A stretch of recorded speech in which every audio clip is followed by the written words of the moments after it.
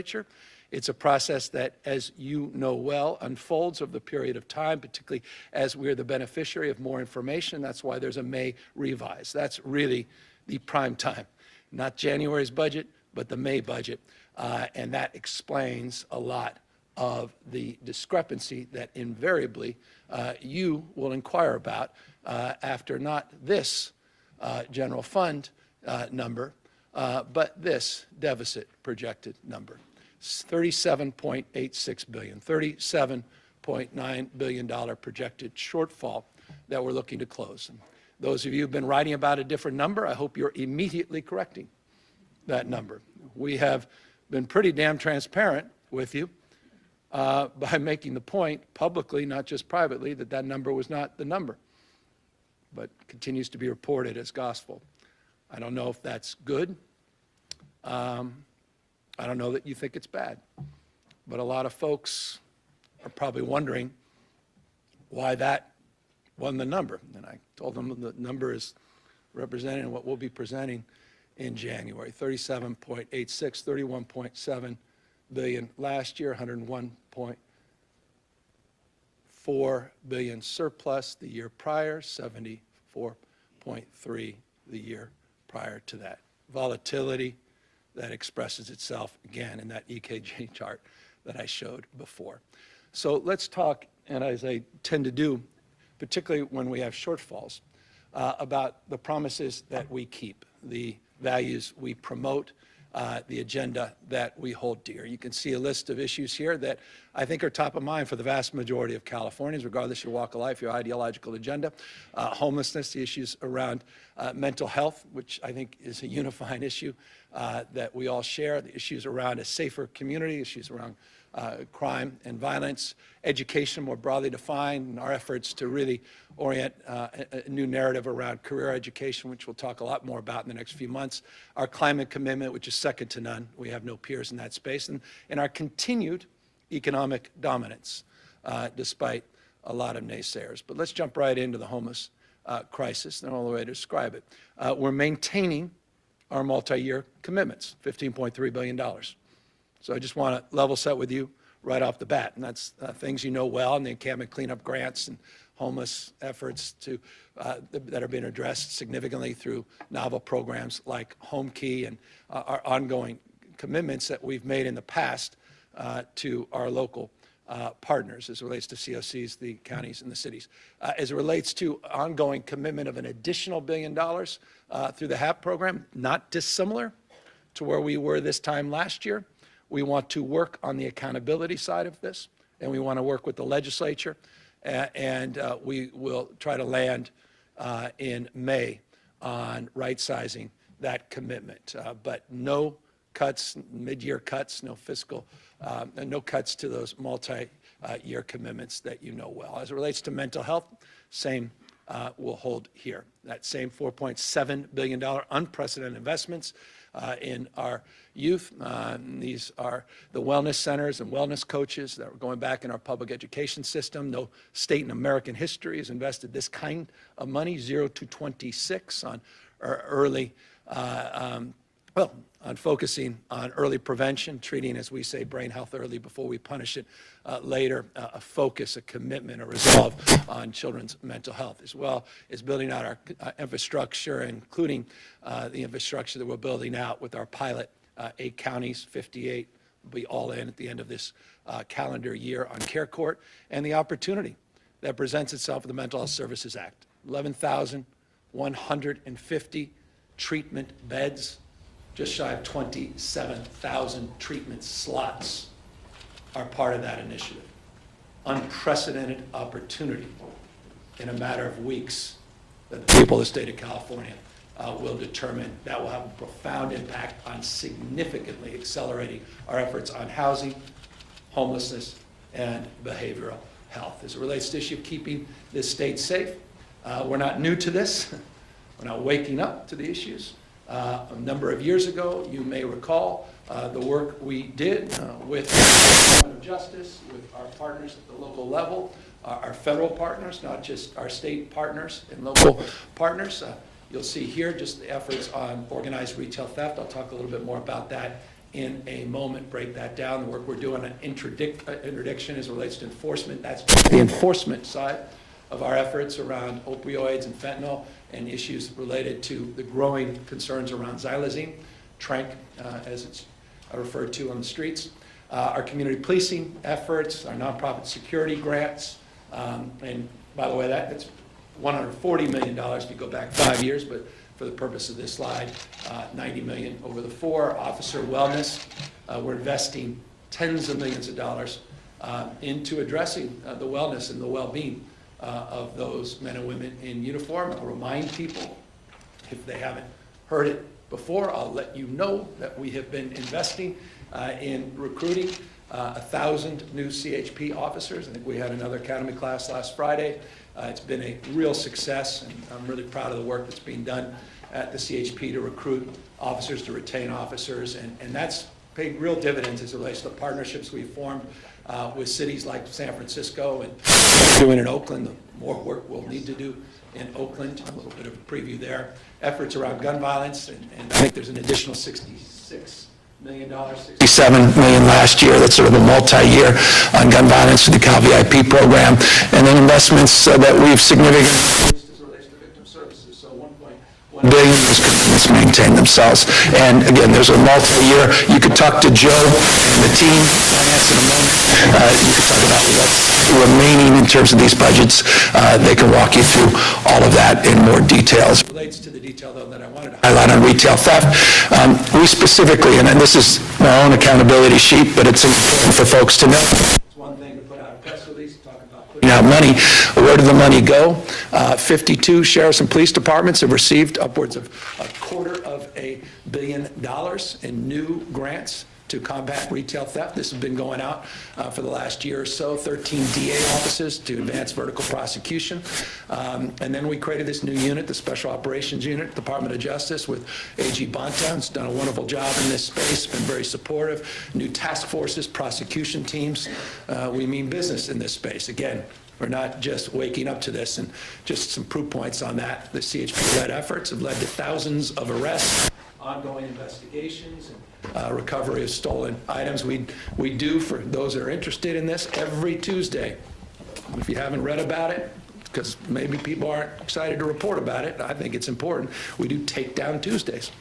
We update people on the progress we're making, the partnerships that are being formed in 58 counties and 470 plus cities. And again, unprecedented. Never in our state history have we provided this kind of discretionary grants to sheriffs, police departments, and DA's office. And I'm just really proud of the work that they're doing. And I'm bewildered by some that don't even ask for the grants, but just me talking out loud. But I share that as a point of just honest accountability and bewilderment. And but those folks up there, we've got a list if you're interested, who's taking advantage. Hats off to each and every one of them. Partnership at the end of the day. We need that local partnership. I say this about every issue. I'll repeat it again on this issue. A state's vision and commitment is realized at the local level. And I know this was on your bingo card, so I'm going to make it easy. Localism is determinative. It's something I understand more today than I did 5 years ago. Before I took this job. As it relates to the job of dealing with the issues of fentanyl and opioids, we continue to make investments. I referenced that $88 million, which was just on the law enforcement side. Just a reminder, and I'm really proud of this, we got 113 men and women in uniform from the National Guard that are working on drug interdiction across the state of California. We've got 63 at the border, and we doubled that, the border operations, some time ago. And it's just been a hand-in-glove operation with Border Patrol, and it's been a fantastic partnership.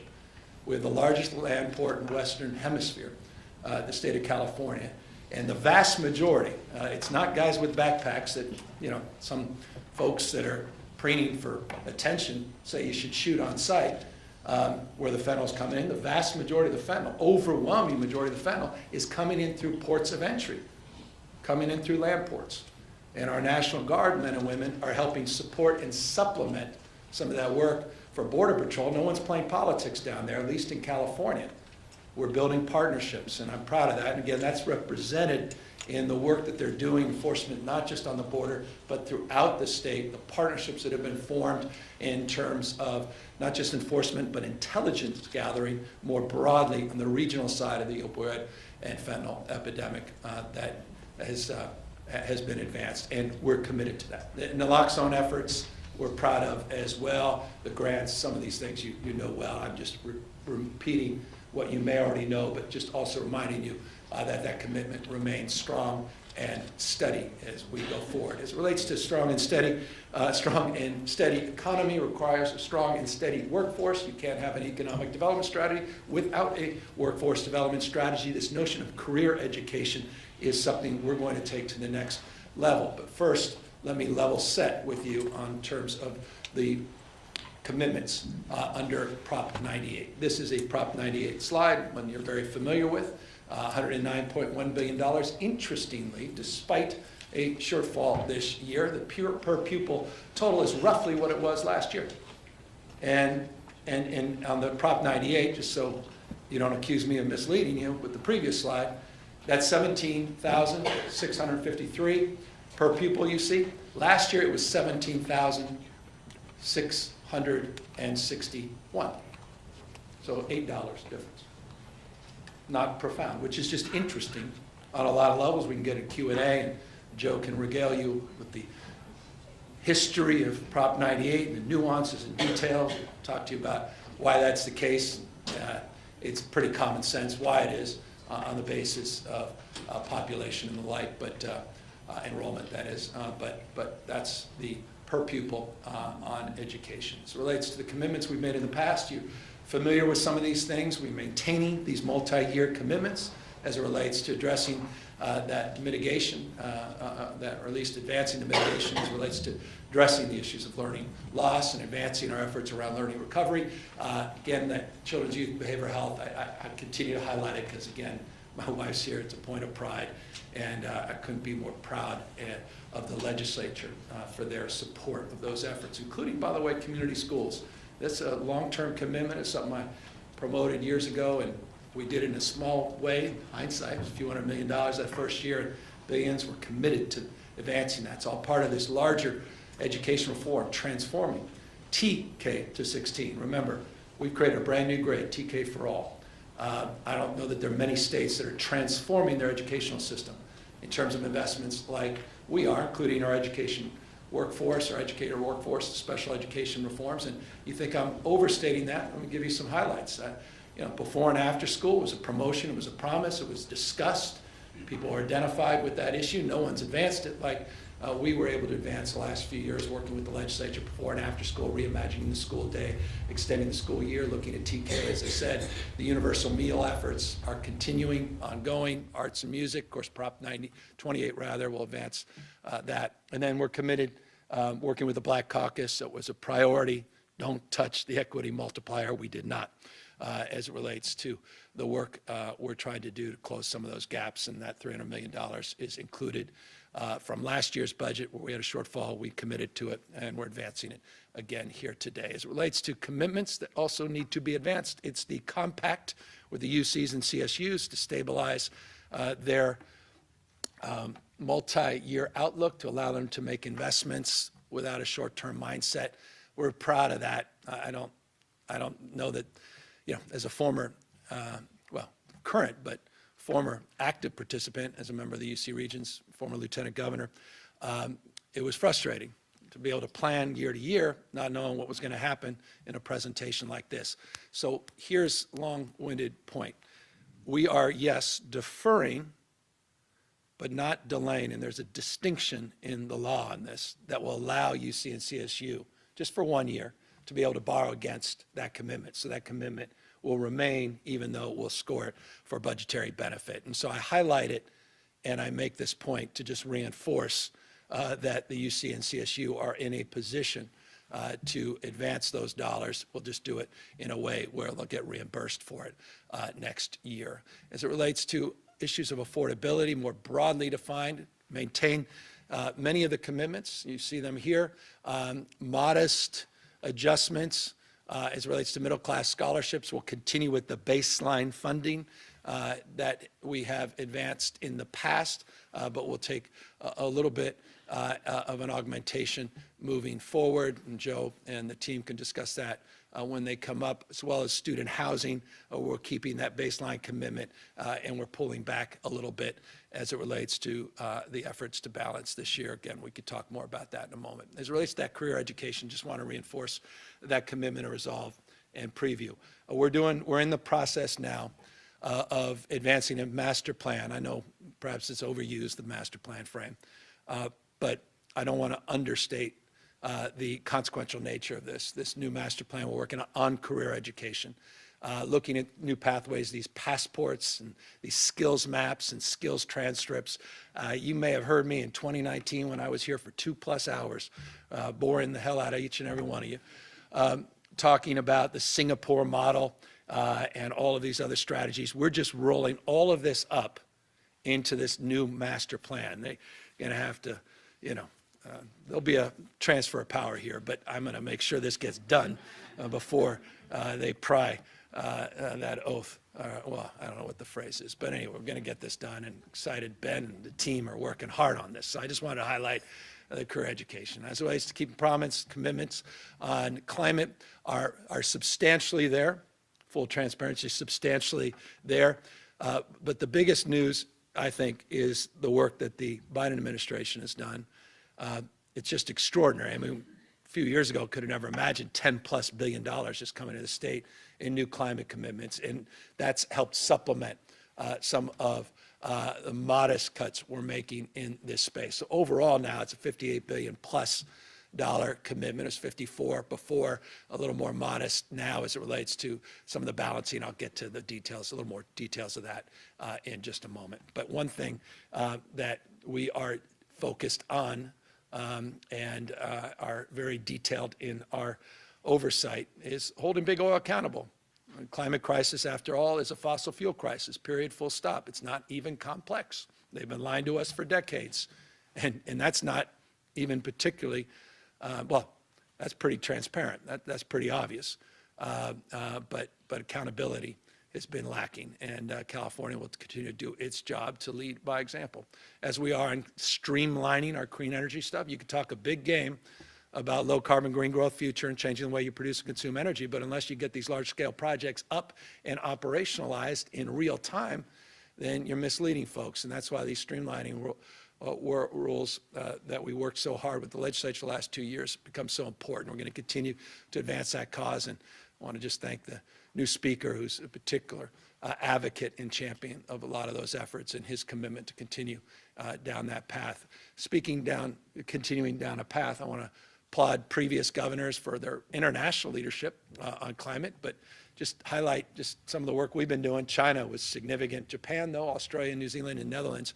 A lot of new memorandums of understanding were signed. A lot of good work has been done in this space. I got the next level climate team, and Wade and Lauren and the rest, and they've just done a magnificent job working to develop these partnerships at a subnational level. There's simply no other state in the world that is able to develop the kind of relationships with national governments as the state of California. So I highlight this because it's a point of pride as a Californian.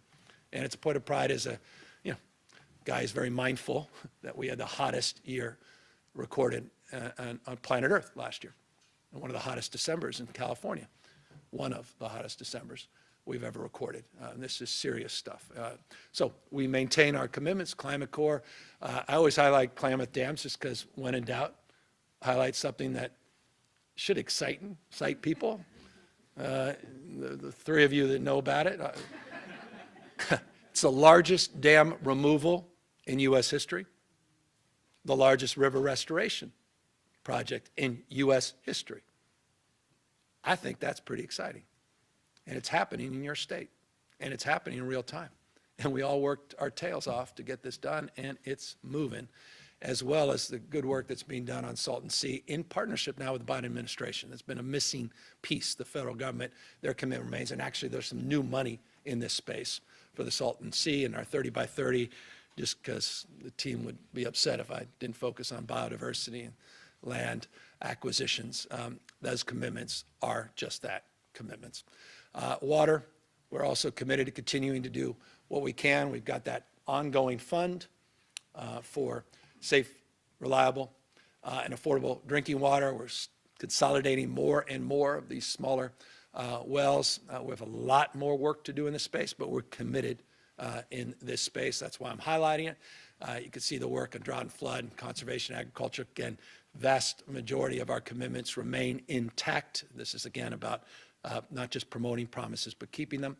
Sites, this above ground, off-stream water storage project. It was the first beneficiary of the new streamlining legislation. I highlight it because it's important for us to capture during these wet years. Not dissimilar to the importance of reforming Proposition 2 to capture more, not water in this case, but resources during the good years in our rainy day reserve. It's interesting, it's called Rainy Day Reserve. Delta Conveyance also is foundationally about that as well.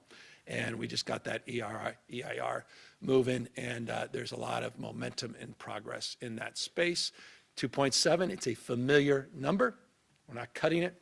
It relates to our commitment on vegetation management, forest management, community hardening, all that work. Some good news, we had some delays, some issues, but not denials as it relates to the 7 C-130s. We got them. They're here. Biden administration,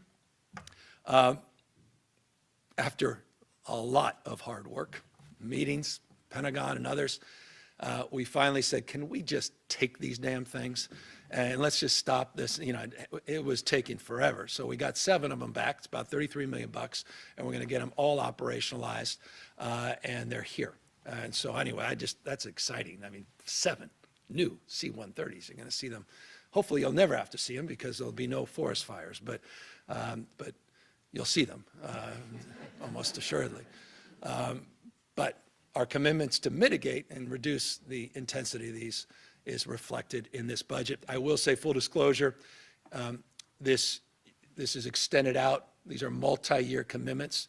So you'll recall in the last few years, we did 3-year commitments, and then you had 5-year commitments, 6-year commitments. So you'll see as part of, and this is all, you can walk through all this, and you've got it in those 170 ever pages, you all have it in front of you.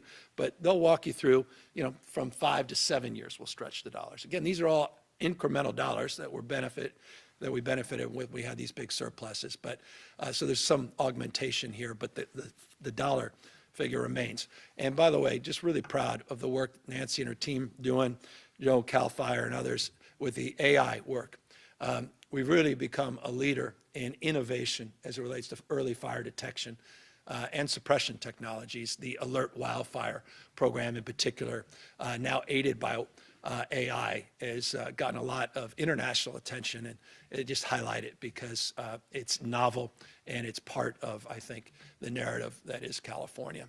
And it's part of the narrative of dominance, not just as it relates to leadership in that space, but also in terms of economic dominance. Again, 5th largest economy in the world, closing in on Germany to be the 4th. We're not done yet.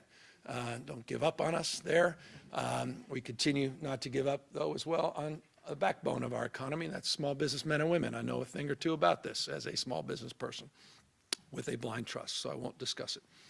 But I started right out of college, small little business. One part-time employee, Pat Kelly, grew that to about 23 businesses a peak, about 1,000 employees. I say that, as I often do, not to impress anyone, but to impress upon you my passion for entrepreneurialism, for free enterprise, small business. $4.2 billion went out in grants to small business. Over 320,000 small businesses benefited. Grants, not loans, not tax credits. Cal Competes has been, Dee Dee and her team, I think, have done a magnificent job. And we highlight that all the time. Doesn't seem to get, again, it's like Take Down Tuesday. It'd be nice if 2024 was a year of trying to find good things to focus on. And there's a lot of good that's come out of Cal Competes. In fact, I think PPIC just did a big, detailed analysis of the efficacy of the program. And so we want to maintain our competitiveness and recognize we have to compete with more and more states that are, well, world we invented now is competing against us, and we've got a lot of people out there that have a desire to take us on, and I think that's a healthy thing.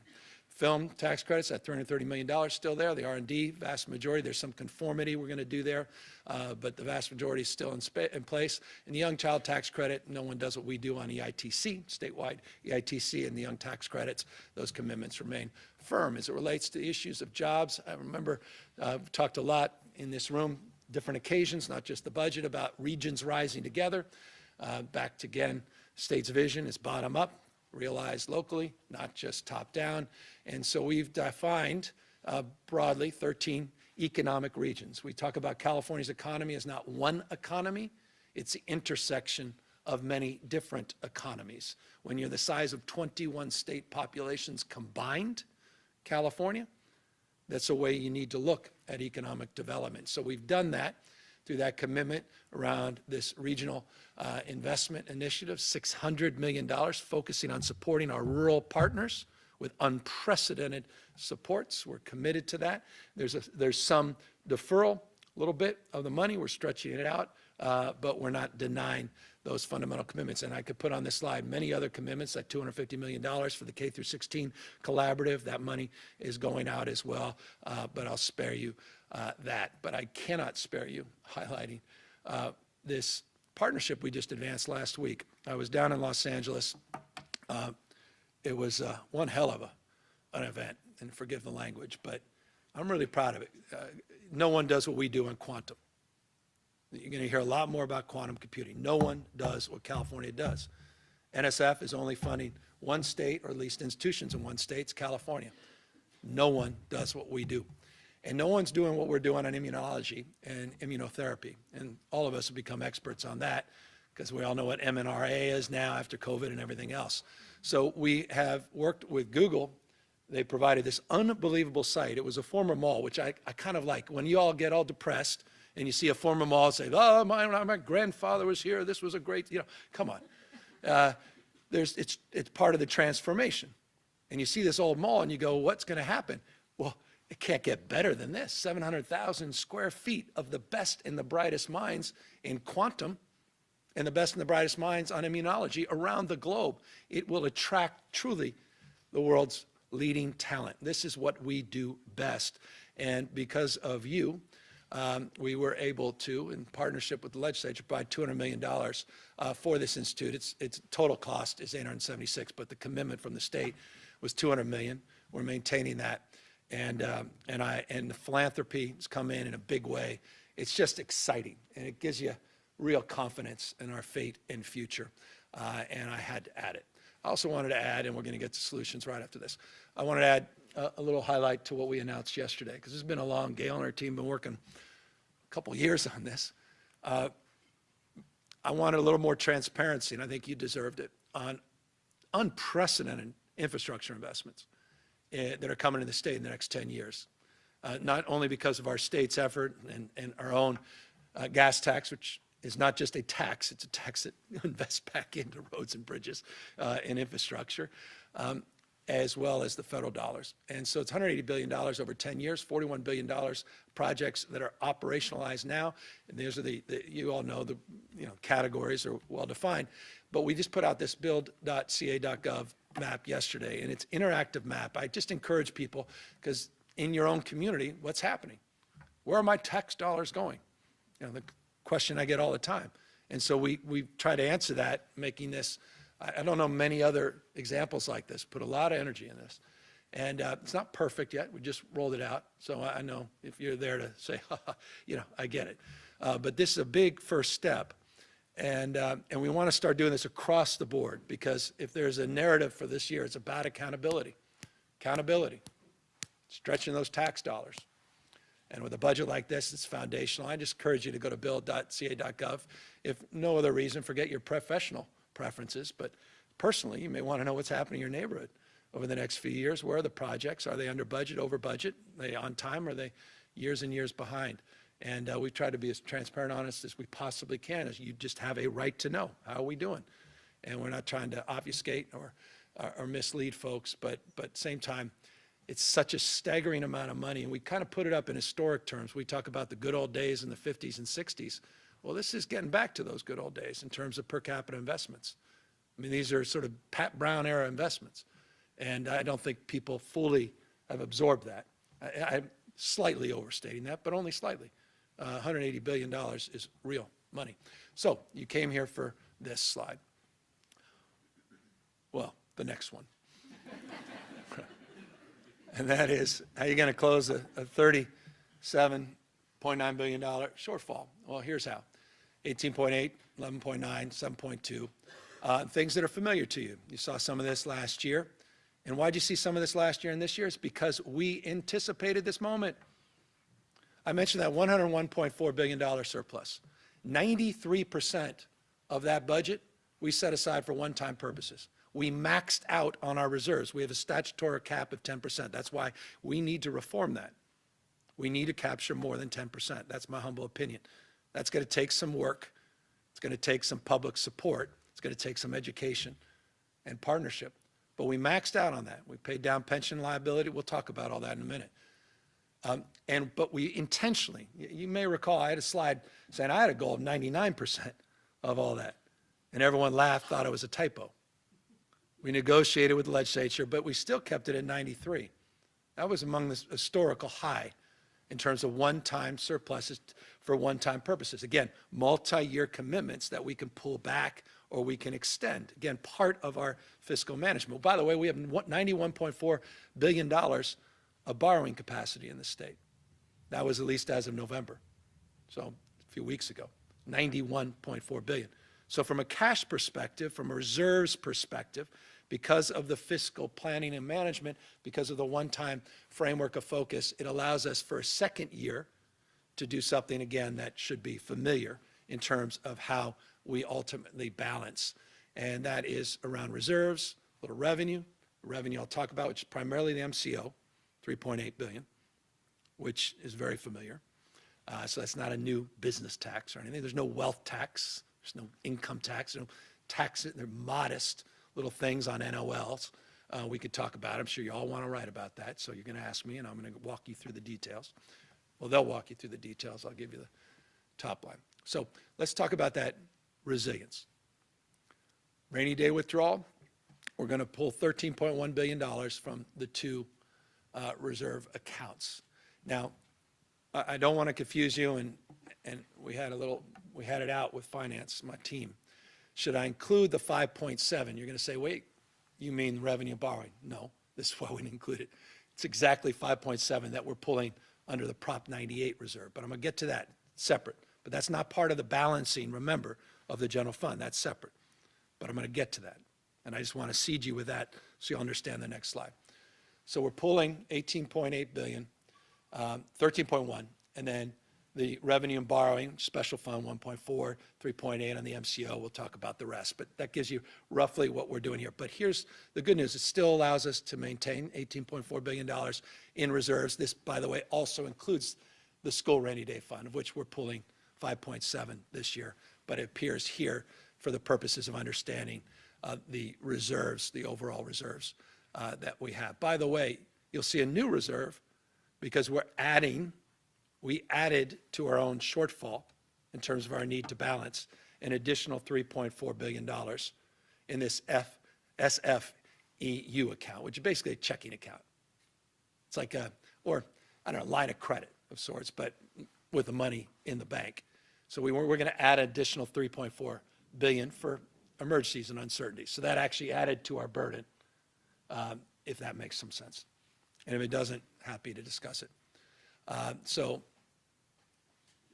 pull and bound, $13.1 billion from the two reserves, additional 5.7 on 98, that's not on this slide, maintaining this level of reserves for a rainy day. We're also continuing our commitment to pay down long-term obligations.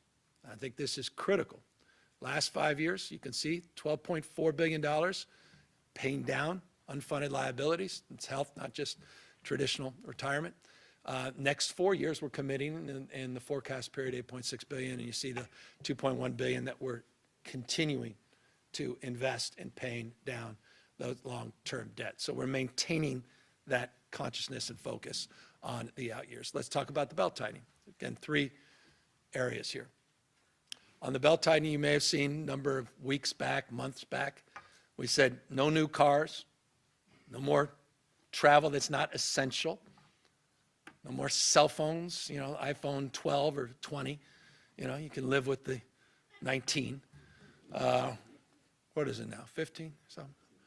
It's, no, sadly, well, you guys may didn't get the memo. And then as well as our fleet, new cars and all that. So we did what you do at home. And we did that, and people say, well, hold on, when did you do that? I said, right when we got the receipts. So let me remind you of something that I could have began this long preamble or longer preamble. All of this uncertainty happened because we experienced something we've never experienced in modern history in this state. We didn't collect taxes in April of last year.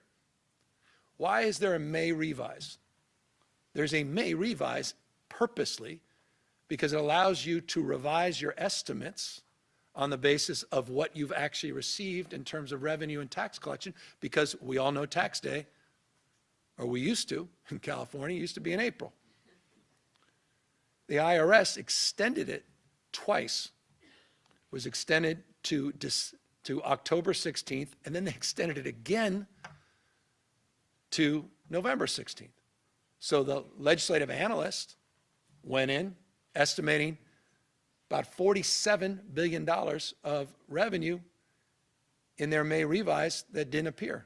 We projected about $43 billion in revenue, 42.9 that didn't appear. We weren't that far off on our guesstimates, but we had a blindfold on. Both of us, all of us. And so last year we balanced a budget that would have been a little higher, significantly higher, the deficit, and we would have attended to most of those issues in that May revise and that balanced budget, but we didn't know because we weren't privy to that information that every other state and historically all prior budgets had benefited from. So when we finally got those receipts in, we immediately moved to advance some of these efficiency efforts and to continue the work we're doing. And by the way, you may recall a couple of years ago, even when things were good, we reduced overall efficiency of government services by 5%. And it's annualizing hundreds of millions of dollars. I think it was $239 million the first year. I don't know where it is today, but the point is, I love everyone lecturing me, you should belt tighten like, well, that's exactly what we've been doing. And so we extended even more efforts in November and December. So that is top line on that. Here's a little bit more of what you came to understand. We've got fund shifts, $3.4 billion. Again, I'm going to let Joe and the team get through all these details, but it is $3.4 billion. The climate, maintain 89% of the overall commitment, roughly 90%, but there is some reductions, particularly because we got all that federal dollars, all those new monies. We got infill infrastructure housing. Remember, $40 billion since 2019 in housing. $40 billion, unprecedented. California's never invested in housing. We're going to make some adjustments on some of these planning regional grants, infill infrastructure grants.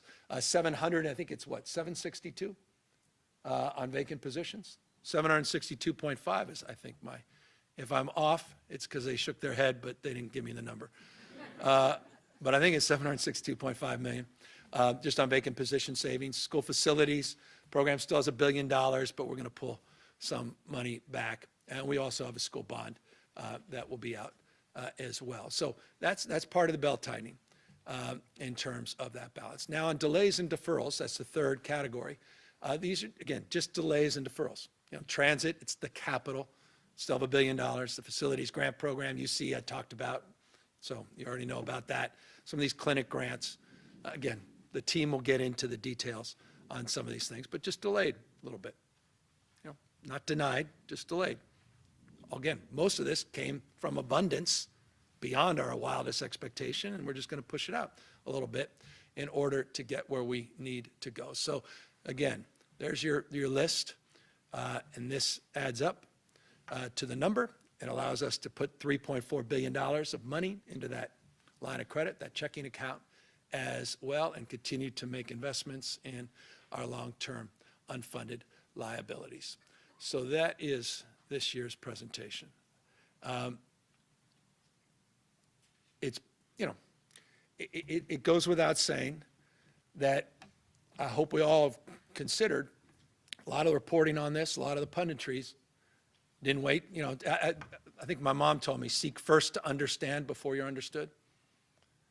You know, as opposed to ready, fire, aim. It's ready, aim, fire. You know, I could keep going. And I hope it's reflected in a deeper understanding of where we are. Now, you're going to ask me a question, and I'll just close on this. I'm going to do my best, a lot of numbers. You got the LAO that said, you're going to ask, well, the LAO said it was this, and we've written about it 150 times as if it was true. You may not say the latter part of that, but you've written about it 150 times. And editorials, everything. Someone, I think the Wall Street Journal for the 6th time in a row have talked about a wealth tax. It's like a broken clock.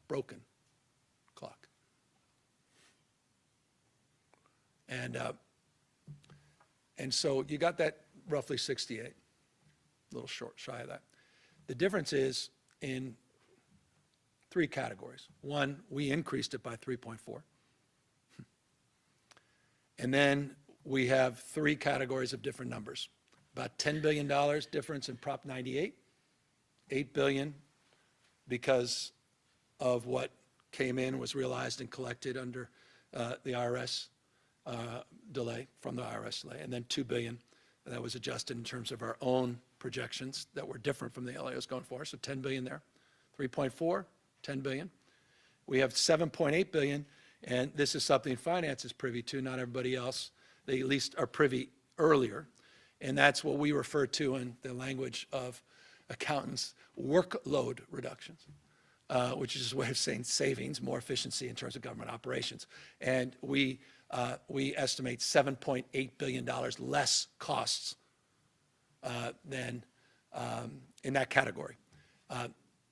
Not then the LAO, because it's about $4.5 billion less than the LAO. And that's, they assume some savings. We assume more savings, additional $4.5 billion. And then the big one was the $15.3 billion on the revenue side. And so here's, and on that delta, let me say 2 things. We've got a 6-year budget framework, the LAO finance. We kind of live in that prism. This is remarkable. Between the LAO and finance, we're off over a 6-year period by just $2.5 billion, which is extraordinary. I mean, we land exactly in the same place. We just have a difference of opinion in the short run versus the long run. They are, I don't mean this, and again, everybody, we're all in this together. They're partners, and I value their work. We just are a little less pessimistic than they are about the next year. And, you know, I don't live in a bubble. I live in reality. I've been out there, as you know, making a case for this economy. A lot of people are just making a case 24/7 there, and they're trying to drag this economy. I think you had an ex-president yesterday who said he was hoping for bad news in the stock market and the recession. I mean, just, I'm glad I respect the honesty. But there's people that literally have been talking down this economy, and yet it continues to just, we dominate the globe. And so we're just a little more optimistic than all the naysayers. So they're slightly more pessimist, not deeply pessimist. We don't assume a recession. They don't assume a recession. But they see indices. They see the prospects that it could happen are a little more likely than we do. And that's the difference on the revenue side in the short term. And then they're a little more optimistic than we are in the back end. And I hope they're right and we're wrong. And that will right itself. So that's the long-winded delta. I've got a slide later if you want to go through that one more time, if you didn't get all that down, because I imagine that's going to be fundamentally a question, why the delta. But I just want to close, not talking about the delta, though proud of the AR,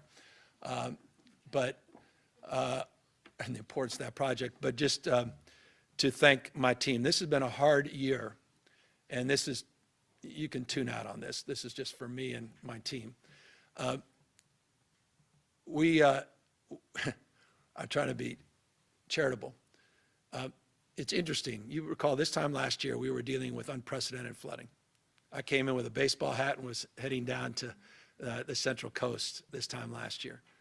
Little did we know that those extreme weather patterns would lead to this extreme volatility in financial projections, because we didn't think through or even consider that the IRS would delay taxes in 55 of the 58 counties in the state of California on multiple occasions.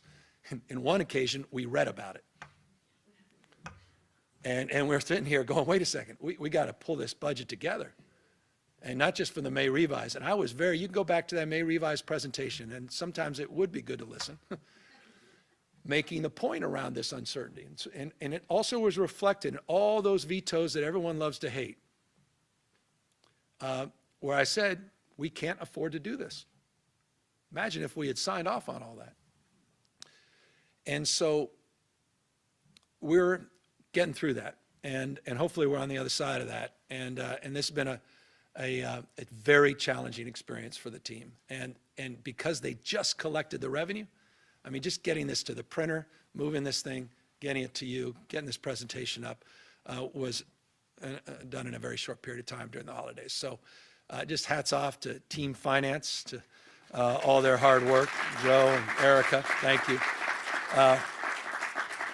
To those poor souls like Jason Elliott that get burdened with putting the slide presentation together and working through, and Team Comms and Anthony York, who's been doing just a magnificent job all this time for us, and trying to wield are you supporting a wealth tax? No, yet again. Why the hell do you keep writing about that? That wasn't just for the Wall Street Journal editorial board. You know how many calls I got about that? The damage they intentionally, knowingly do? I said it. They'll deny that, and there'll be 5 extra editorials attacking me for saying that. But they know that because every year I say that. Every year I say it. I don't know what more we can say.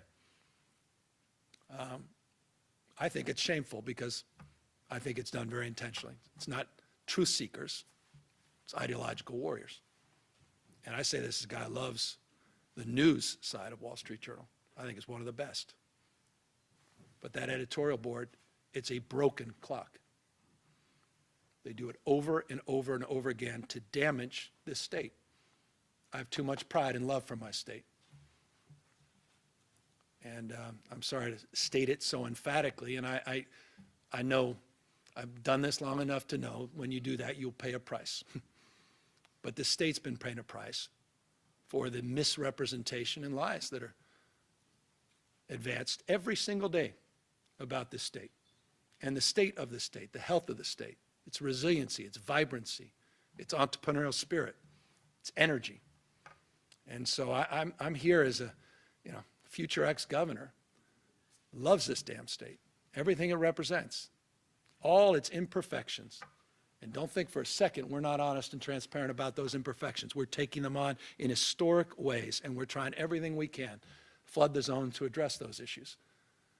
But one of the issues that remains in this state is, just the constant and never-ending assault on our values and the things that I hold, and I think the vast majority of Californians hold dear. So I'm for brand California, and I'm going to be a little bit more pointed, a little bit more aggressive in making the case. And some of the reporting around the last few weeks related to this budget and presentation, and I think is done some harm.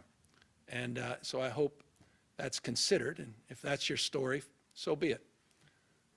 But I hope the story is one of resilience, and it's also a story that, again, in closing as I began, recognizes this is a story of correction and normalcy, and one that we, in some respects, anticipated, the acuity, perhaps not, and one we're certainly prepared to work through. So thank you all so much for your time and attention, and I think there are 1 or 2 people that may have some questions about this budget. Thank you.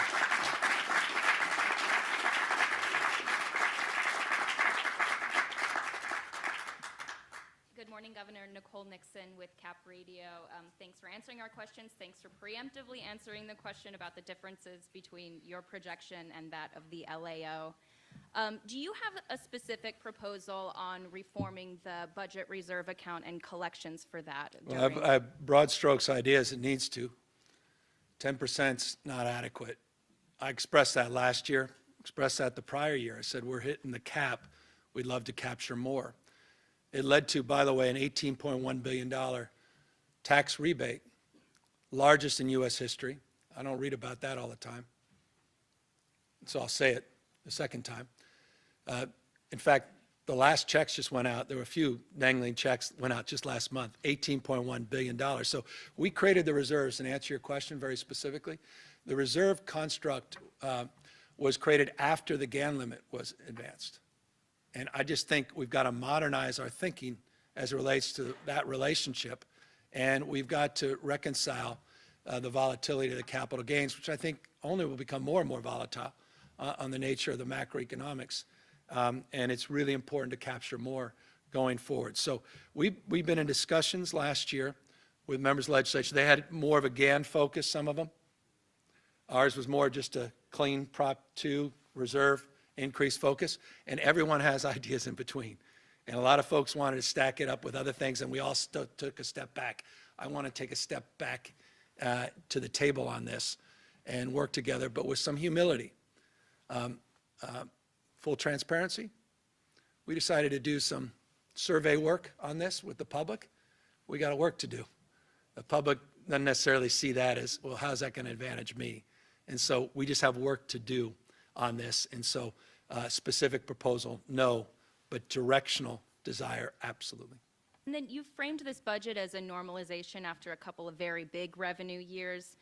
You're looking at cuts and delays, though, for programs like climate and housing. Do you think you overpromised on some of those things a couple of years ago? Absolutely not. Unprecedented commitments on climate that actually will grow because of the support of the federal government. So I may have understated our capacity because I never could have imagined the kind of support coming from the federal government and the leverage from the private sector as well. That is a big part of it. So I don't feel that's the case. And again, on the housing side, the CEQA bills, the reforms we've advanced together in partnership with the legislature, and the unprecedented billions and billions, 40 billion again since 2019 in that space. That was a pace that broke all my expectations before I got here. Thank you. Good morning, Governor. Andrew Oxford from Bloomberg Industry Group. Regarding the minimum wage increase for healthcare workers, the summary describes a sort of trigger mechanism. I'm curious if it's your expectation that that trigger would push the implementation of that higher minimum wage out entirely from 2024. Well, we're working with the legislature. We made a commitment with legislative leaders, stakeholders. We made that crystal clear. You're referring to 525. And we continue to work to land that. And it's foundational as it relates to that trigger. And so you'll see that language very shortly. We're confident all parties that committed to that agreement are going to meet it and do so very shortly. And you'll see the fruits of that in terms of a legislative, actual legislation in a matter of weeks, hopefully. And how much were the savings and workload reductions the result of the recently imposed spending freeze? That was weeks ago. So not an equation as it relates to some of those freezes and contracts, et cetera. The bulk of it is represented in what we're proposing. Thanks. Hi, Governor. Ashley Zavala with KCRA3. I know you mentioned your intention to tap into the rainy day fund and withdraw money, which would require you to declare a budget state of emergency, essentially. When do you intend, or would you intend, to declare that? When we need to, not for many, many months. So this is the parameters, the framework. Look forward to the feedback and insight, sort of ingenuity of members of the legislature and their staff, and we'll be able to compare and contrast, and we'll land appropriately before well, before I sign the budget, in and around May, probably. And Make a I asked, determination. sorry, okay. Yeah, so we'll just make a determination at that time, on the basis of the feedback and the back and forth. And I ask because in your letter to the legislature, you note how last year you and state lawmakers crafted a budget blindfolded essentially without a lot of the information you needed to do so. And so I know there's an appetite in the legislature to potentially open up last year's budget with some tweaks and changes, and I didn't know if that rainy Well, day. we've got 7.8%, $7.8 billion of proof points in terms of workload reductions that are already represented. There's nothing that stops the legislature from moving tomorrow. They're in session. People want to move to mid-year cuts, let's have that conversation. Hey, I'm just one member of this team. And so we put this presentation out with humility and grace, respect, admiration for the partnership we've had with them over the years, the work we've done to build up this resiliency and these unprecedented reserves and cash status, bond rating included. And so I think it would be a positive thing to move. We have 9, if you want to know. You didn't ask, but I'll offer. I have 9 early action items that we will be asking to work with the legislature on. They don't total the entire budget, but they're just early actions that we want to move. So that's indicative of a desire to move. Let's go. And They finally, just got back. and you've been clear about how you feel about the wealth tax. Are you committed to not raising any taxes to close this gap? I don't know how many times I have to, I'm just not going to say it again because I say it every single year. It's infuriating because I guess everybody needs the same story and needs to regurgitate the story. Maybe you guys have some advice for me. Honestly, so no is the answer. Thank you. Thanks.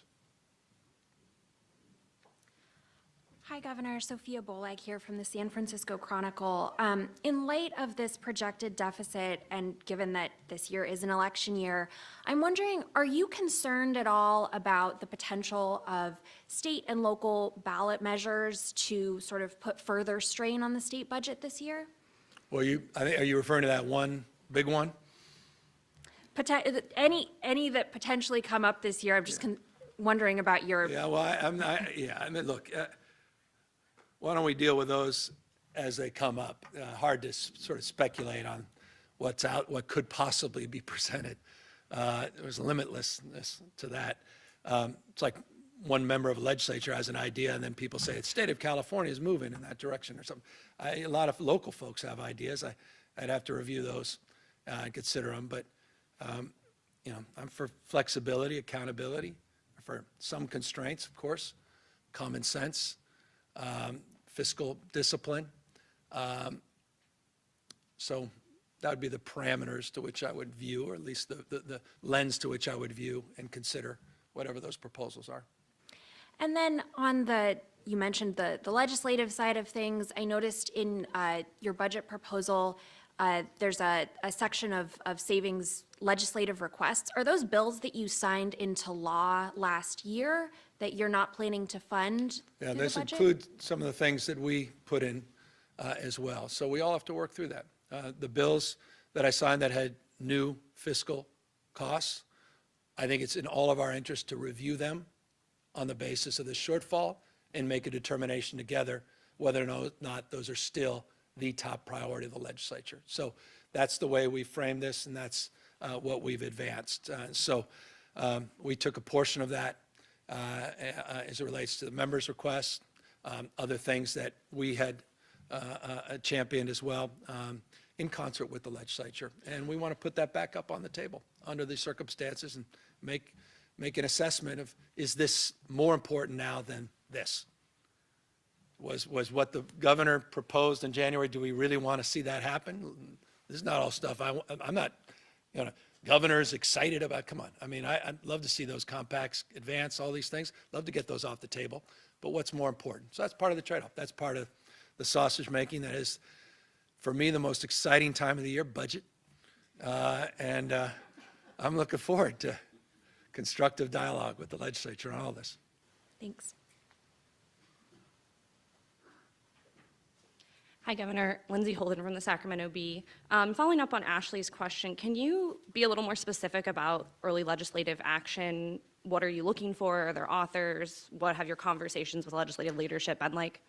Well, I'll leave that. Perhaps we can have a sidebar with the ledge team. They could talk a little bit more. But again, full transparency, there are 9 specific actions. I may change, but 9 that I've signed off on at least today, where we've began the process.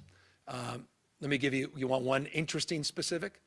You may want to run with this, or you may not. It may be so dull you don't even want to ask a follow-up.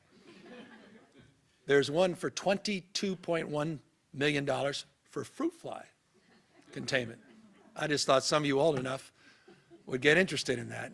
Others are going to look up, what's a fruit fly? So that's one action that I think is important based on a little history. There's some other actions that are in there. So you get a sense. I mean, that's a more modest one. There's some more significant ones. So it's across the board. And again, look, if the legislature wants to move more quickly on any of this, I'm ready. I'm ready. I mean, look, I've been ready. So this for me, we want to hit the ground running. We'll do this Monday through Monday. I mean, ready to work with them through all this, and hopefully we calmed a little bit of the nerves on the magnitude of this. But there's still some tough stuff in here that we'll have to attend to, and I'm happy to do it sooner than later. But I'm going to respect their calendar. It's their right, their privilege, their prerogative. And again, we've just had such a great relationship the last 5 years. I couldn't be more proud of that working relationship. I want to maintain it with the new speaker and pro tem, 2 people I've worked with for years. I have deep respect for and admiration for both of them, and really look forward to this opportunity to dialogue on this. I also wanted to ask about HAP. It looks like obviously you retained funding for the next round, but can you talk about the future of that program and also maybe be a little more specific about the accountability you're seeking? This is the second year you've discussed that. Are you looking at legislation? How do you propose to do that? Yeah, and let me thank you for the question, because it allows me the opportunity to clarify. We're not cutting the existing commitment on HAP, which, again, we're in the middle of a fiscal year. We're doing what we did last year. That's why I referenced it in the context of the budget presentation, where we didn't include it in January into the new fiscal because we want to address the parameters of that accountability and engagement. I want to continue to see more accountability as it relates to advancing. So we have made it clear to the legislature that we want to seek more in that space, more collaborative spirit, more accountability, more engagement, more focus, and want to work with them between now and May to determine where we land in terms of ongoing support. Look, I don't want to burden too many folks, but let me just give you a 45-second. As you may recall, a couple years ago, I rejected the plans that came under the HAP framework, which had 6 fundamental requirements, 6 performance measures, and they just weren't ambitious enough. We had a big meeting down the road here. It seemed like 100 folks showed up. They weren't all happy. No one was happy, but I was happy to see them. And they came back with new plans, more ambition. There's still some issues in terms of what I think they need to focus on. I think we need to focus on the encampments. Put $750 million on encampment. I want to see these encampments cleaned up.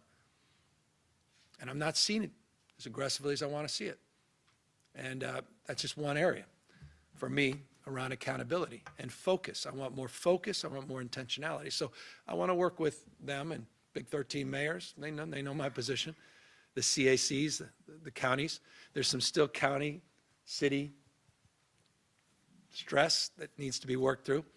I can't be talking about an initiative, but I can talk about what the legislature did to put the Mental Health Services Act reforms to the people. It included a requirement that's along the lines of kind of the streamlined accountability I want to see, which is one simple plan for all funding streams for mental health. And I think that's a parameter framework that I also would look to seek as it relates to the homeless issues. And finally, without going too much in the detail, look what we've done on the Housing Accountability Unit. Ask the folks, my old city, San Francisco, or Huntington Beach, Elk Grove. I want to drive that kind of level of energy and accountability on homelessness now as well. Gotcha. Thank you. Hey, Governor Angela Hart, KFF Health News. A true thank you for your patience while I get through this question, because it's kind of a mouthful. Should I sit down, Angela? I don't know. Truly, thank you. Governor, we can go get lunch and have an interview if you like. Your budget continues the funding for homelessness and the encampment resolution grants. This is a lot of money, and the money in part is funding these outreach efforts to go out into these encampments to help people get an ID, get medication, collect the things to be so-called housing ready, and then the sweeps come in, and some of the sweeps are being funded by efforts that the state's funding, and often there's nowhere to go. That's true regardless if the state wants to acknowledge it or not. And then the outreach workers that are in some ways being paid by some of the money that in the budget are going back out to redo that work. They're going back out to hunt for people to help them again get their medication, which was thrown away by the previous sweep. They're helping them again go to the DMV and get an ID. Do you see where I'm going? Is this wasteful, Governor? No. Is this an appropriate use of taxpayer money? Is it wasteful Yes. spending to sweep people and then put money into the crisis? No. So, I've been doing this a long time. I've been out in the streets. You know that intimately, personally. I've seen this movie many times before. And I'm deeply mindful of the expression of concern that you've highlighted and the realities at times. But no, what we're doing is, I think, very thoughtful. The entire Encampment Resolution Grant program is about, the reason we call it Resolution Grant, is to address many of those concerns. Because the old paradigm, the old binary was just sweep everybody off the streets, no place to go, no consideration for the folks you're sweeping.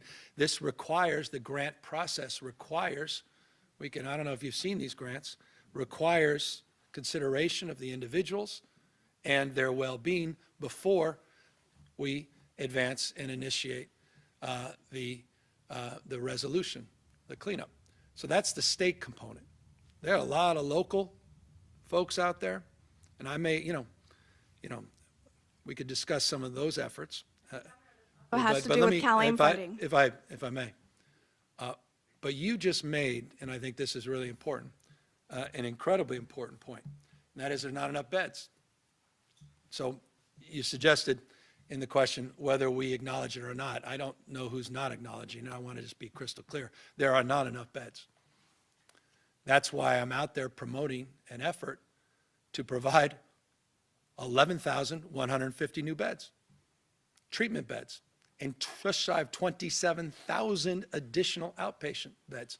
That's why we have billions of dollars we want to invest in this space. So I think you just made the best case for the case that I'm making outside of this formal presentation to advance that vision of reforms so we can address that criteria of consideration and critique that you wisely and appropriately highlighted. Even the CalAIM funding is going to those outreach efforts, which are, it's not just the encampment resolution. So in the broader scope, I guess my question to you is this wasteful spending? Helping people get off the streets? No. Investing in their well-being? No. Helping people from the ravages of drug and alcohol addiction? No. Reconciling the fact that there's no compassion in people living in encampments, out on the streets and sidewalks? Absolutely not. That's my response. Thank you. My second question. The healthcare minimum wage, the $5.25, I noticed that the budget does not include funding for that. I'm curious if you worry that opening up negotiations again will potentially impact or unravel the rare deal between the industry and labor. And in retrospect, do you wish you would have put in the trigger cuts last year so you wouldn't be in this political tornado? We can rewind a little bit of my response a moment ago, which I'll repeat a component of it. We made a commitment with everybody. We're advancing the discussions around following up on that commitment, and that's where we are. Do you regret not putting those trigger cuts in there Oh, last no, year? we made a commitment before I signed it, so, no.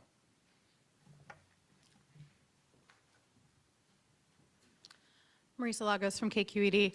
Governor, last night or yesterday, you put out a framework for tackling retail theft. Wondered if you could talk a little bit about that, how you hope to work with the legislature, and why nothing in there, it doesn't touch Prop 47, which would obviously trigger going back to voters. Well, let me take advantage of this.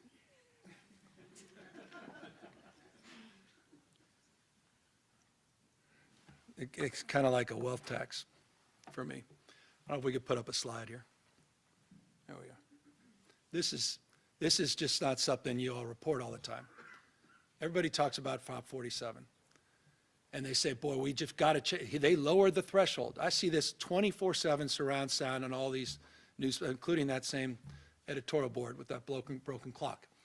And they're saying they lowered the threshold, so that's the issue. And we say, well, that's interesting. So that begs the question, where are we? I mean, if California has the highest threshold, it must be the highest, because remember, the $950 you have to steal under Prop 40, if you know what we're talking about. It was an initiative that said it's no longer a felony, it becomes a misdemeanor unless you steal upwards of $950 of goods. So people get frustrated, say, boy, you got freebie, it's free to steal $950, and no one ever gets charged, no one ever gets arrested. And so California did that to itself by lowering the threshold to $950. And they say it's one of the weakest laws in America. I mean, that's why I read about this 24, you can Google it, you can see it everywhere. So it's just interesting. Turns out, well, Texas, you have to steal upwards of $2,500 before it's a felony. So it sounds like California's a little tougher than Texas. Then you say, well, are we below them? We're 2,200? No, then you got this next state at 2,500. You got Colorado at 2,000, Connecticut, Pennsylvania. I could keep going. And so you're thinking, well, California's got to be right here, or here, or here. Wait a second. Based on all the rhetoric, the hearings, the outrage, everything gets repeated on the doom loop. Maine, Michigan, hold on. Where is it? Wait a second. How can this be? But you're saying, remember, the lower it is, the tougher it is. So here we are under 47. I don't know if you guys have a fast thing here. What? Oh, there's California. 10th toughest in the United States. So, and don't take my word for it, this thing's been PolitiFact and everything else. And there's one group says it's 11th or something, but it's within the margin. So it's not that. But it seems like we've just sort of created this narrative. And I have to repeat this all the time because the vast majority of people just go, that can't be true, because I read about it being differently. So everyone I know is rushing to reform Prop 47 to raise the threshold. Okay, that's not the fundamental issue. The issue is the other issues that are not 47 related. And thank you for the question, are the things that we advanced yesterday and working with the legislature on. And that is the nature of retail theft has changed. It's not just the onesie twosies. Yes, that's an issue. I don't deny that. That's why we put hundreds of millions of dollars up. But it's also become deeply organized. And that's what we need to go after. And that's a whole different thing. They blow through. The organized folks blow through the 2,500. I mean, and that's where we need to capture new laws and a new framework. And also that's the issue of auto burglary, which went up according to the FBI, 24% nationwide. We're up at about 4% based upon the preliminary data that came in. So we're doing a little bit better, but we're not satisfied. Some cities are doing a lot worse. So we got to deal with the auto theft side of it as well. So organized retail, auto theft, and then clarify some of the jurisdiction things. Some people say, well, I can't do anything unless I see the person being arrested directly, which is not the case, but we need to clarify that. And so there's some also clarification language that we want to include in the package. But I said this years ago when someone said, you got to reform 47. I said, I'm open argument, interested in evidence. I'm not an ideologue on this. And remember, I'm the only guy can say that. I'm the only one that has reformed Prop 47. I did a ballot initiative as it relates to the gun threshold and made that threshold a felony under $1,000 for possession of a legal gun. So I've reformed it. Only one credibility on this, on that basis at least. and believe that we need to do more and put hundreds of millions of dollars up. A lot of these same people criticizing us voted against those new dollars being invested, which is some I'd love to see from an accountability chart one of these days. Or again, are not even asking for the grants to help with the prosecution and are just using this as an excuse, but I'm not sure they're even aware of these facts. So forgive me for being long-winded or even showing 28 slides just to get to the red line there. But I think it's important to level set with people. And that's, again, not to say everything about 47's hunky-dory and perfect. And we want to help fix some of the ambiguities there, but we can do it without reforming or going back to the voters, 47 itself, and that's what we proposed yesterday. Quickly before I step down, education funding is staying pretty flat. A lot of districts, though, are facing declining enrollment and other sort of structural challenges. I wonder if you can just talk a little bit about how you see this budget, impacting students on the ground around the state. Well, there's no doubt. I mean, the macroeconomics will impact Prop 98, so there's no question about it. On a per pupil under the Prop 98 threshold, it's $8 difference, but overall, it's still a significant shift, and I'm mindful of that. And so there's a lot of pressure. There was pressure even a year and a half ago on some districts, which is remarkable, with unprecedented abundance of funding in our state's history. And you may have seen, just for the purposes of going back to the education slide, there was a slide, and I don't know, maybe you guys could pull it up, the second education slide after the bars. But you could look where we were a decade ago, and we've significantly increased, and the pressures, again, were still there on these districts. So it begs the question of the model itself and just some fundamental reforms. You see 12 years ago it was 8,700 versus 17,000. Just puts it in perspective, this significant increase. So yes, I'm deeply mindful of that, and deeply mindful of the stress and wage pressures, bargaining units, legitimate. I mean, we need to invest more in our teachers. I get it. And not just our teachers, our support staff, our classified employees, the bus drivers. And we're having a difficult time keeping and retaining them. That's why you saw some of the investments that we're making in this space, $3.5 billion just for educator workforce, keeping those dollars to support professional development of our teachers, and particularly for those higher need categories like special ed, which is so critical, and ESL, and underperforming school districts, and incentives and bonuses, all in this package that we continue to commit ourselves to. So it's the right question. It's very much top of mind, and only will be exacerbated by the last few budgets.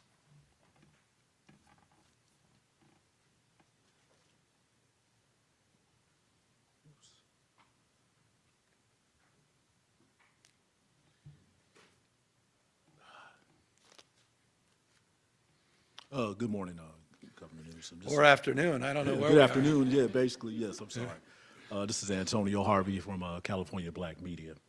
In regards to, there were some activities going on around the state capitol concerning California Legislative Black Caucus member, Assembly members Mia Bonta and Isaac Bryan, and they are urging that the state to focus its limited resources to support public safety, criminal justice, and more as the state focused nearly on this $68 billion shortfall.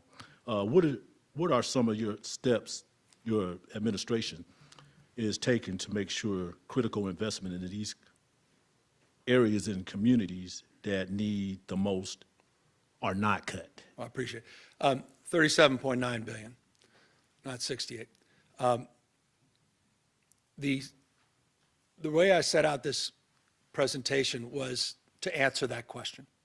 If you look at the budget presentation, where we front-loaded it is a very detailed response to that question. Prioritizing community schools, prioritizing our investments in learning loss and mitigation, prioritizing our investments as it relates to equity grants and community building, the investments we're making in regional economic development, workforce development, fundamentally investing in the community and not making cuts, modest but not significant cuts to the vast majority of those programs. So that's what we've done. And I think that would be the best way I can approximate a response to their correct call to maintain those investments and to invest in people as we struggle to balance the budget. Thank you. And, well, in regards to punditries and imperfections surrounding reparations, my understanding, Senator Stephen Bradford introduced the legislation last fall, back in August, I believe, the California American Freedmen Affairs Agency, Senate Bill 490. Just want to, get your thoughts about, was there any funding allocations for the Department of Justice in regards to keeping that process going? And have you read the final report, the 1,100 page? I haven't read it, I've devoured it. I've analyzed it, I've stress tested against things we've done, things we're doing, things that we'd like to do but can't do because of constitutional constraints, and I've been working closely with the Black Caucus. And I really can't stress how good a working relationship we have. Lori Wilson and others, she's been just magnificent. And we continue to work through this. They asked me, Black Caucus, they had 3 top priorities in the budget. They said, please don't cut. We didn't touch any of them. I mentioned one of them on the equity multiplier, the Bunch Center, UCLA, being another one. So we are mindful of that report, and we are deeply mindful of what will come next in partnership with the caucus, and the work continues in that space. If I just might add right now, the state of New York they have put together a reparation task force, and they're hitting the ground running. So I would think that you're mindful of that too, correct? No, well, Kathy Hochul reached out to me on this and aware of what they're doing. They're just starting a process. We just ended the first phase of that process. We're now entering second phase of the process. And as I said, working collaboratively. I don't want to get over my skis on here because of the partnership we're forming with the Black Caucus in this space to take the next steps based upon the recommendations of the report. Thank you. Thank you. Good afternoon, Governor. Travis Gilmore with the Epoch Times. Considering that the deficit is related to misses in personal income and corporate tax revenues, what role did the loss of businesses and residents over the last few years play in the situation? I don't know that it played an eye. So you saw, I think it's on page, if I'm right, someone should get me lunch.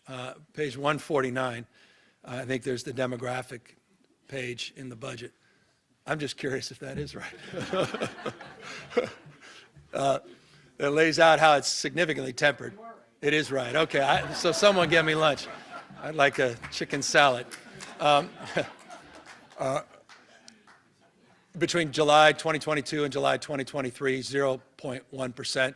So you know, there are over 18 states, a lot of red states, which I know is reported often about, as well as other states that have seen some modest declines. California, it's significantly moderating. So no, I don't think it's played an outsized role at all. And what can the state do to reinvigorate or to convince businesses to come back to the state, these that have left? And then also, the Census Bureau shows that while the population decline has been mitigated by births and by migration from international sources, the outflow shows higher education and therefore higher income leaving the state and a higher number that are coming in. What can we do to reverse that trend? Well, we've been making these unprecedented investments, but you know, let's. I think you guys are familiar, been around a long time. This is a story written every 10 years in California. 1994, Time Magazine, the end of California, same arguments. California is a tentpole of the American economy in terms of American recovery, in terms of job creation, innovation, entrepreneurial spirit. We gave you a demonstrable example of that on quantum and immunology and the work we're doing, research and development, pushing out the boundaries of discovery. It's the reason Elon Musk came back, couldn't get enough of the top engineers in the country, had to come back to Silicon Valley. The reason AI dominates in California, dominates, no one comes close. 35 of the top 50 companies, market cap companies in the world are in the state of California. San Francisco's seen dramatic investments and growth in that space. More scientists, researchers, Nobel laureates, engineers, patents than any other state in America. One of the top growing economies of the last 5 years. So I just dismiss with respect that narrative. That's just folks painting a picture and coloring it in because they're just focusing on one side of the ledger. And I just couldn't be more proud of the resiliency of this state and how many new taxpayers. You take a look at finance. This would be a great article for Epic Times. Take a look at finance, at what they just put out. You should stress test it. A number of people earning over $50 million in this state, record-breaking. The last 3 years, more than the last 10 years combined. The number of new millionaires printed in the state of California, unprecedented in state's history just in the last few years. So we're just one of these states. We're a conveyor belt for talent. And when someone decides to move out of the home, we have 15 new opportunities for people to come in and get the benefits of our partnerships and our support, the UCs and CSUs, community colleges, and all the benefits of this state. And so we're just the greatest wealth creator in the world, California, and we continue to dominate in that space. And you'll see that on the basis of finance's own assessment, on the basis of tax receipts. And I just think it tells a very different story than the story of 3 years ago, because Elon decided to get his capital gains deferred in Texas. Thank you, Governor. Good afternoon, Governor. Kristen Wong for Cal Matters. The federal government has signaled that they would be hesitant to approve such a large MCO tax again, and may only approve smaller taxes in the future when the state renews. I noticed in the budget summary that there is going to be an ask for the legislature to ask for an early increase, and I was wondering sort of what gives you the confidence that the feds will approve that, and if they don't, how would that $1.5 billion difference potentially impact the medical We've had a program? great working relationship with the legislature on the MCO. We've been negotiating for a year plus with the MCO, on the MCO, with all the stakeholders and partners. I'm confident we'll be able to move that forward. Are there any concerns about if the feds don't approve it, that We've had, it would impact Medi-Cal? as you may know, we have pretty good working relationship with the federal government. And I'm not concerned about that. And then it also sounds like, to follow up on a couple of my colleagues' questions, it sounds like there potentially is not language yet for the healthcare worker minimum wage bill, but the summary document mentions Once we exemptions get for that the done, state. you're going to get it, and then yes, so don't worry. As soon as we have it, working on the details, and we'll get it to you. All right, thank you. Thank you. And a good morning, Mr. Governor. It's Eitan Wallace here with the 9 Nexstar media stations across California. Thanks for taking the time. The first question for you has to do with just between now and May. We have about 3 months and 3 weeks until May 1. And so my question for you is, in the sense of between now and then, what are you most optimistic about, most hopeful about in terms of this budget, and what are you most concerned about? And could those concerns be that the deficit actually grow between now and then? Well, I'm pleased. Just a few weeks ago, we got clarity on where we stand because of those delays. So that's number one. We have a much better sense of where we are. Also, I was very pleased how the year ended with NASDAQ, S&P, and the markets more broadly. I mean, just double-digit, 30% in some case increases. That all inures directionally to the benefit of the state going forward. So that was very encouraging. I'm encouraged by the resiliency of the American economy, resiliency that is demonstrable not just in terms of the job numbers, including those that came out last month, but in terms of inflation and how we're seeing significant decline, over 2/3 inflation, around 3.1%, and how it's very likely we're going to see the Fed move on interest rates, which will have a disproportionate benefit to housing starts here in the state of California, and I think the economy, particularly here in the state of California, going into this calendar year. So directionally, I have optimism, but I'm not naive about some of the headwinds either, and that's why we'll be cautious and maintain that caution. I'm not looking for a dramatic, and this may be the most succinct answer to your question. I'm not looking, or at least we're not projecting, a dramatic swing between now and May. I'm not expecting it. You've seen that in the past, but we don't necessarily see that happening. There will be significant shifts as we assess where we are, but I don't think in the totality it'll be profound as it's been in the past. Thank you. And the second question, I know you already addressed Prop 47. I won't make you go through all that again. But just from our You don't want to go through 50, how many states are 50 slides? just from our station down in the Bay Area and Cron 4 Television, just a question from them in the sense of follow-up in terms of what, just some of the main goals that you do hope to achieve with your property crime proposal, just for the everyday Californian out there in the Bay Area. I want people to know this is unacceptable, period, full stop. Needs to be accountability, needs to be arrests. Folks need to be held to account. There's nothing good or right about this, period. I say this as a small business person. He's had his own business smashed on multiple occasions. The vulnerability, the sense of loss is not just the monetary, it's just a feeling. It's unacceptable.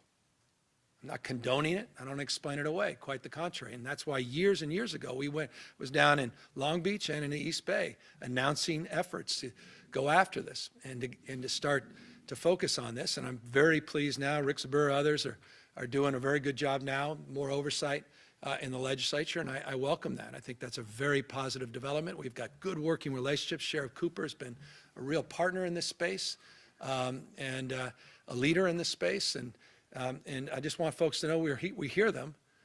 We're listening to them. We've done a lot, but we have more to do as the nature of this continues to evolve. We need to evolve in terms of our approach and risk assessments. Thank you.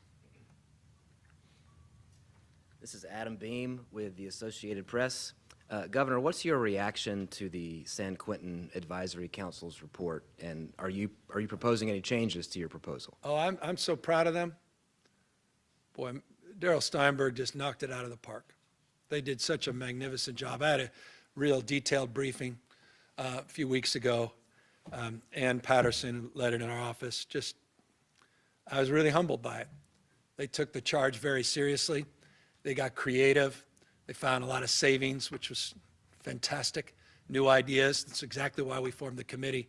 So I'm really excited and encouraged about taking it to the next step, taking the next level and moving it forward. So in the next number of weeks, maybe a month or two, we'll be talking a lot more about this, all about the California way, reforming our criminal justice system. You may see in the budget, we've got two more changes that will come at the CCC in March of this year, and then Chuckawalla in March of next year. We're down, I think, and if I get this right, I want extra chicken on my salad. I think we're projecting going down to, I think it's 94,222 prisoners in CDCR. It provides a lot of opportunity. Remember, if Arnold was here back at Schwarzenegger administration, it was 160, 170,000. So it allows a lot more flexibility, a lot more opportunity, not just in San Quentin, and that's the long-winded point. I see San Quentin as a catalyst for reforms across the system. You want to get tough on crime? Let's deal with the fact the vast majority of these folks are back out on the streets and sidewalks, many of them recommitting crime. I want them to come back reformed. I want them to come back constructive citizens, and we have the opportunity to do that, particularly at San Quentin. So I was really overwhelmed by the work they did in that report, and a lot of great ideas, and we'll pursue many of them, not all of them. And finally, Governor, you spoke about your vetoes at the end of session. If you knew the deficit was coming, and you certainly did, why did you choose to sign that minimum wage increase for healthcare? Because we had a commitment on the trigger. There's your answer.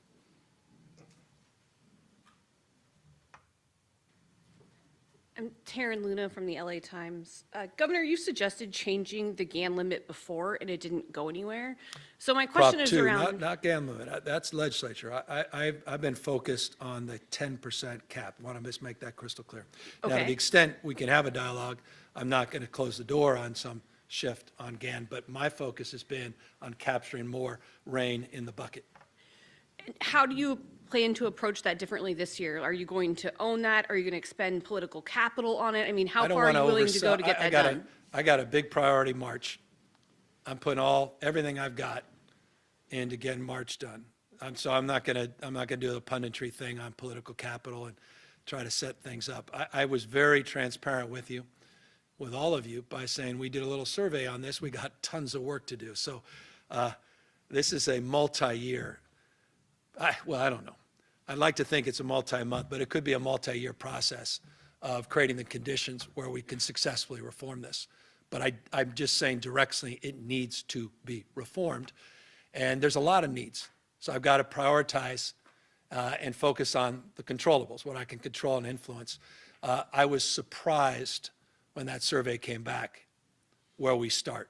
It was a lot more challenging, or it is a lot more challenging than I originally believed. And there's just not a lot of people that enthusiastically say, hey, I would love to support increasing your rainy day reserve. Let's go out and raise $20 million to do that. I mean, you get the point. You know, you got a lot of the ballot initiatives on. So I'm having a real honest conversation with you in a very public and open way. It needs to happen. I want to help support that process. I want to re-engage the legislature, and that's why I'm saying it today, and I'm very grateful you asked the question. It allows me to say more. But I don't want to oversell our capacity to create the conditions in the short run to get this done, even though it needs to get done. When you said focus on March, you mean Prop 1? I can't discuss any particular propositions with you, but I can discuss the Mental Health Service Act that was put to the voters by the legislature and how proud I am of that work. Then to clarify on the healthcare minimum wage trigger that you're seeking, are you trying to implement that trigger this year, so it would be delay the funding until for future years out? I'm just gonna, just because it's the third or fourth time we've discussed this, and this is not to diminish your inquiry. You'll see what we committed to, and it will be clear what we committed to together before we signed the bill, and we're working through the details of that, and we're going to present it to you very shortly, and it'll be it will answer itself. Thanks. I appreciate it.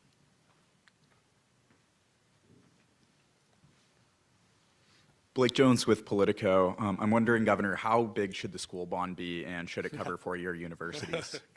I appreciate the succinct nature of the question right now. And you're going to hate my response, but it's honest. Working with the legislature on right-sizing it. It's very important to move forward with it. So that's number one. I absolutely support this effort. The question you have reported, you would know, do you include higher education or do you not? Does that impact the threshold of support? What's the coalition look like if that shift changes? What's the right size on the basis of the appetite of the voters? What happens with that initiative, whose number I can't say, and how does that impact your overall bond capacity? What other bonds are being considered in the Nevada ballots? All that's being worked on in real time, but it is a real issue to address the fact that we've exhausted the previous bond, and it's important to advance a new one. Have you done any polling on how the four-year universities changed that threshold? Yes. Result? I'll ask the stakeholders if they want to share it with you. I'm not privy, or at least I'm not privileged to do that without their indulgence. But yeah, look, there was an effort in the past on this, ironically Prop 13, and included higher education. It was a March ballot, so it was a little different. So everybody has an historic mindset around that. That's all being considered in terms of reviewing where we might land. On the Prop 98 budget, I know you all are projecting a reduction of $11.2 billion in the guarantee over 3 years. I'm wondering more specifically how you propose to, go about, reductions of that $11.2 billion. Like, is any of that going to be in deferrals for K-14, or is there anything more you can say about the plans there? And this is absolutely opportunity. I know there are other questions. I'll take all the questions, but Joe and his team and their education folks, let's walk through that. Stick around, and they can walk through the details of that, which you deserve. Gotcha. Sorry, just one more thing. You know, you said that you don't want to embrace any new taxes consistently. You also talked about the difficulty of changing, you know, either Prop 2 or the GAN limit. Is there any chance throughout the rest of your second term that you pursue solutions that would decrease the state's tax volatility that you've often described as a problem? Well, I think this is the third or the fifth budget presentation where I bring up Bob Hertzberg's name, which he always appreciates. Bob, if you're watching.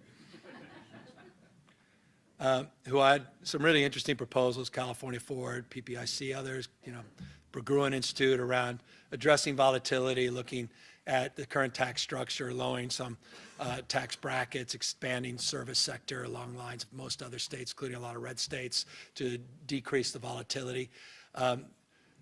Didn't have a lot of support in the legislature or, back to Taryn's question, with the public.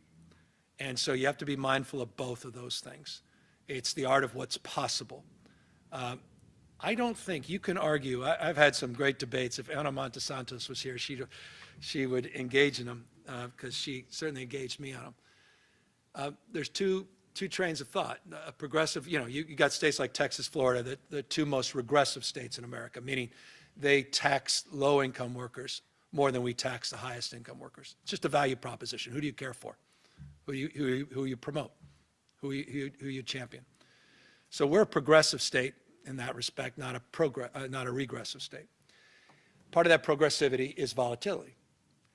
The benefit, though, if you can capture that resource, I think is self-evident, and that's why I think a Prop 2 approach is a better approach right now. It's a more pragmatic approach, and it's one that would have paid big dividends in the last few years.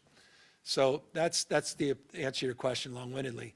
That's the approach I prefer at this stage, particularly this stage of my tenure as governor, since I have a sell-by date in a few years. And let's see if we can create the conditions to at least achieve that. And I think that would substantially aid the people of this state going forward. Thanks. Thanks.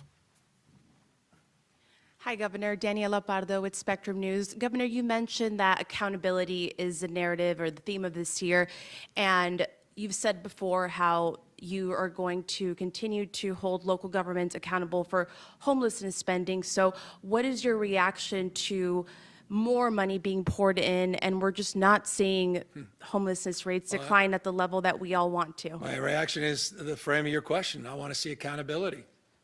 What More does is that not look better, like? better is better, better outcomes. That's why we required the first accountability plans in California history. When I got here, there's no plan for homelessness, no investments in homelessness, no strategies. I'll remind you, the highest pit count in California history didn't happen the last couple of years. It happened in the 2000s. 2005 was the highest pit count, over 188,000 folks. There was no plans, no strategies, no investments of meaning. There was investments marginally. That changed 5 years ago.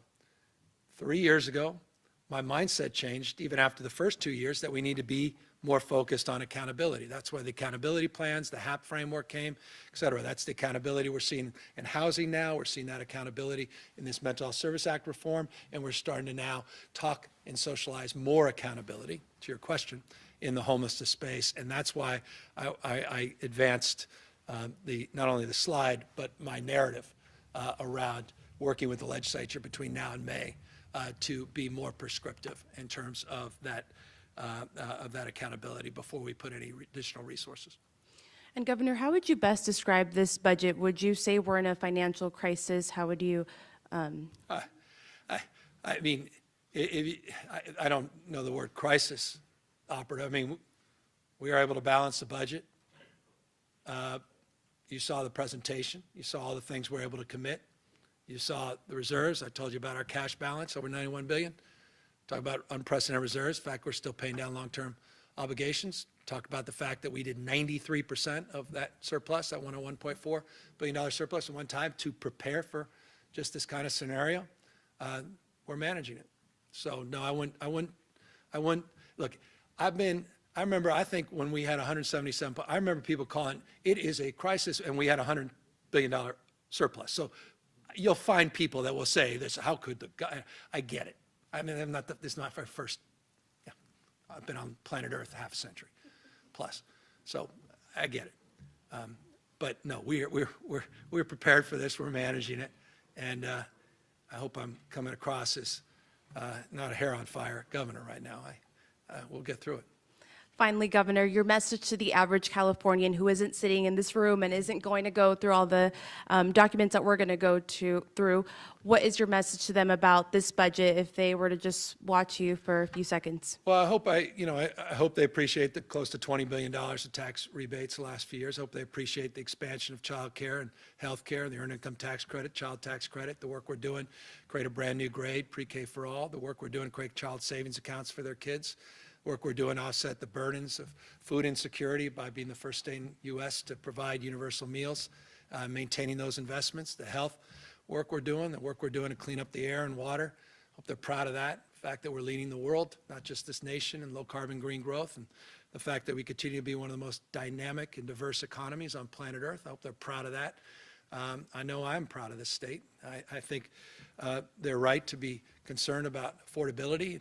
We agree with that. That's why we're doing a lot of things, not to subsidize costs, but to reduce costs, and creating our own naloxone, doing our own insulin, looking at new and novel strategies to reduce healthcare costs, created Office of Healthcare Affordability. The work we're doing across the spectrum, I hope they see that we have them in mind and we care about them wherever they are. Rural Californians, unprecedented investments in rural California over the last few years. And I just hope they know they matter and we care. Doesn't matter if they vote for, a former ex-president to be their next president or the current one.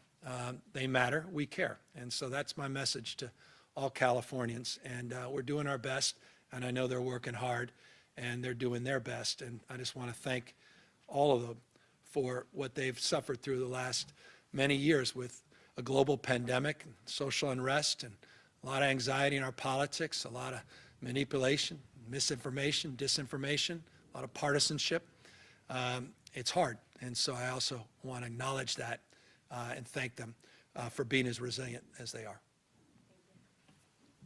And with that, every outlet in the room has gotten at least one question. Unless, or Aaron, you're follow-up. going to ask me a question.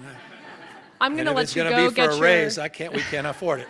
I'm going to let you get your chicken salad. Thanks. soon. Yeah, I think I earned my chicken salad, which apparently I get. So let me, again, just thank everybody. Let me just end as I always do. And if I haven't, I think I have, but I just want to reinforce my deep admiration and respect for the legislature and the work they have to do over the course of the next few months. I want them to know clearly that I'm mindful that while we share the vast majority of values, they may have their own ideas and own insight, and I deeply respect that, and I look forward to engaging them and working with them and reconciling those points of views, not differences, points of views, as we move forward with the May revise. But this appears, at least at the moment, we'll be able to do so with kind of clarity and understanding that we did not have last year. And so this gives me a little more solace and confidence in this year's budget process. And again, I can't wait to work with the new Pro Tem McGuire, old friend, and Speaker Rivas, who are just outstanding young leaders and are going to do a wonderful job in partnership with us this year. Thank you all very much. And now Joe and his team will come up and answer questions.